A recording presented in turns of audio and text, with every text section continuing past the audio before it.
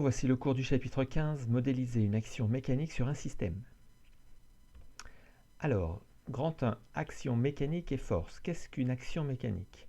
Un système extérieur exerce une action mécanique sur un système étudié s'il est capable de provoquer ou de modifier un mouvement du système étudié ou encore de le déformer.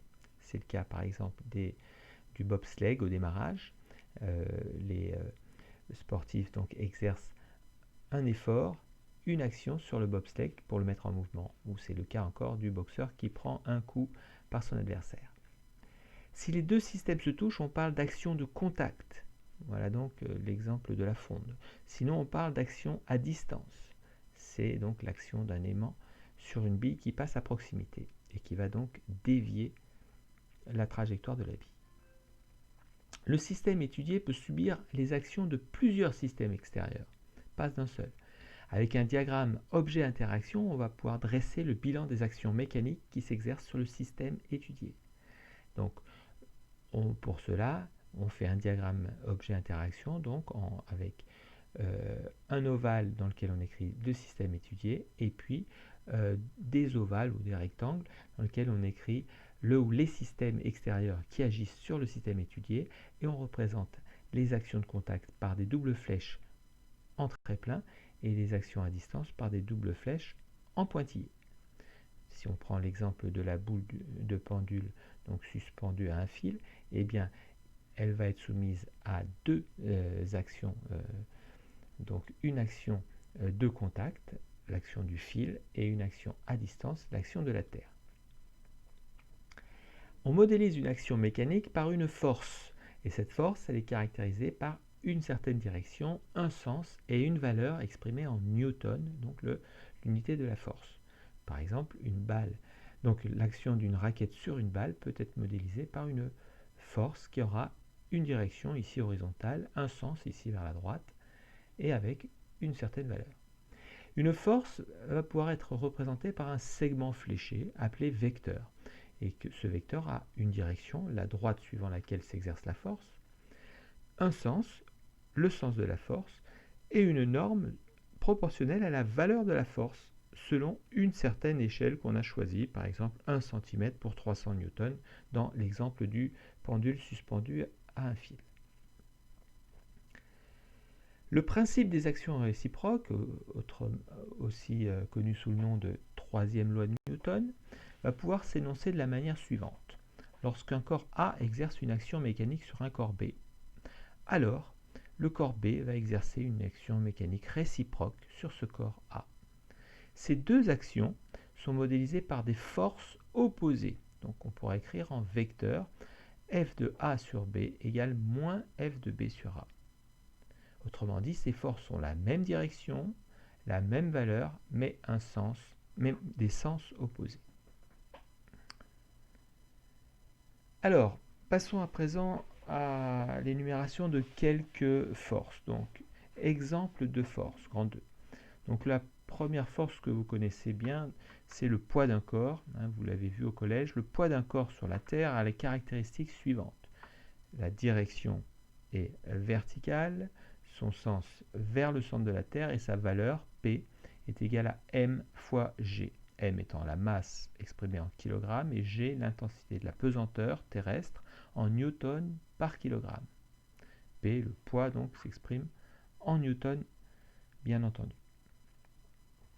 Alors, quelle est la force maintenant exercée par un support ou par un fil? Eh bien, lorsque le système étudié est soumis à l'action d'un fil, la force qui modélise cette action, appelée généralement tension du fil, notée grand T, a pour caractéristique la direction, celle du fil, le sens du système vers le fil, et a une valeur qui est proportionnelle à la tension T.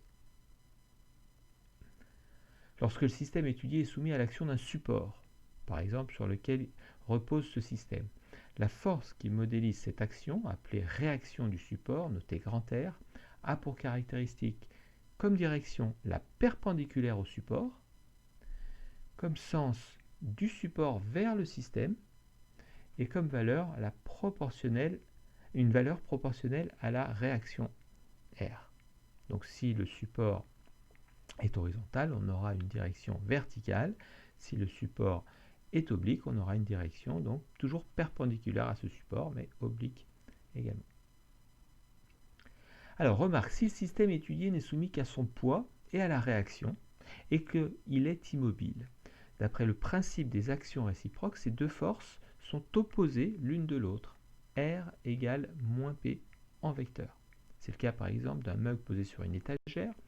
Ce mug exerce sur l'étagère une force qui correspond à son propre poids, au poids du mug, donc P vers le bas, et l'étagère, d'après le principe des actions réciproques, eh bien, va exercer une réaction sur ce mug qui sera donc l'opposé du poids. Voilà. Enfin, dernière force étudiée, c'est la force d'interaction gravitationnelle. Donc l'interaction gravitationnelle entre deux corps, notez A et B, de masse MA et MB, distants de D, peut être modélisée par deux forces attractives, notées F de A sur B et F de B sur A, et appelées forces d'interaction gravitationnelle, ayant les caractéristiques suivantes. La direction est la direction de la droite AB. Sens, c'est le sens vers B pour la force FB sur A, et vers A pour la force de A sur B. L'intensité, eh bien, ces deux forces auront même intensité, égale à G, une constante G, fois le produit des masses, MA fois MB, divisé par la distance entre A et B au carré. Attention, n'oubliez pas le carré. G, c'est donc la constante de gravitation qui vous sera rappelée tout le temps, 6,67 10 puissance moins 11 newton mètre carré kilogramme moins 2. MA et MB, ce sont des masses à exprimer en kilogrammes. D est la distance à exprimer en mètres, attention. Et les forces, eh bien, sont en newton. Alors F de B sur A, c'est la force exercée par B sur le point A, et donc son point d'application est le centre de A, et elle est orientée vers B. Et F de A sur B, c'est la force d'interaction exercée par A sur B, son point d'application est le centre de B, et elle est dirigée vers A. D'accord ?